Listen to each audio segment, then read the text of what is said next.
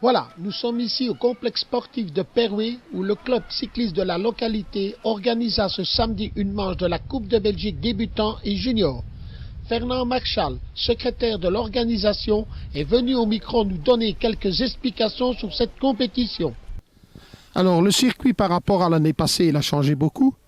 Oui, parce qu'on a les constructions de Thomas Piron qui empiètent sur l'ancien circuit, donc on a dû prévoir autre chose. Donc on est parti sur extérieur Thomas Piron. On avait au départ prévu d'aller sur le domaine du comte de Malève, mais on n'a pas pu. Donc on est revenu sur le centre sportif, sur la plaine de jeu essentiellement. Et le circuit fait combien de longueur? Le minimum requis pour une Coupe de Belgique, c'est 2,5 km, donc il fait 2,5 km. Y-a-t-il beaucoup de difficultés? Bon, pas tellement. Une essentiellement ici à l'entrée du centre sportif, mais sans difficulté, il est quand même dur parce que c'est toujours de l'herbe, toujours pédalé, toujours du sable. Et on n'a pas quand même beaucoup de périodes de repos, quoi.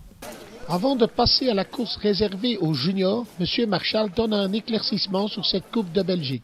On a perdu la Coupe de Belgique l'année passée parce qu'il fallait jouer en alternance avec le Hainaut. Donc on l'a récupéré cette année ici. L'année prochaine, je n'en sais rien, on verra bien.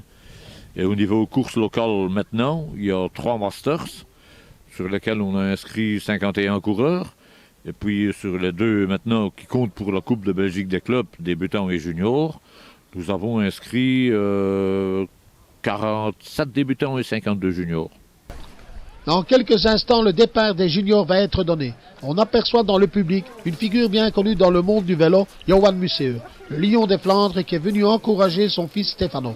Ça démarre comme c'est souvent le cas sur les chapeaux de roue. Normal, on essaie de bien se placer avant de rentrer dans les zones plus techniques. Directement, Sybren Jacob, Loïc Hainaut et Jordi Andries prennent la tête du peloton qui est fort étiré. Avant de terminer le premier tour, Hainaut fait une chute et il a dû batailler durement pour pouvoir revenir sur les hommes de tête et prendre les commandes de cette course. Les poursuivants commencent à lâcher prise. Cependant, les écarts ne sont pas très importants dans ce début d'épreuve. Vers le milieu de la course, Hainaut, seul représentant francophone du trio de tête, a un problème technique et doit changer de bicyclette. Malheureusement, il doit lâcher prise et Jacob et Andries profitent de cet incident pour s'isoler en tête.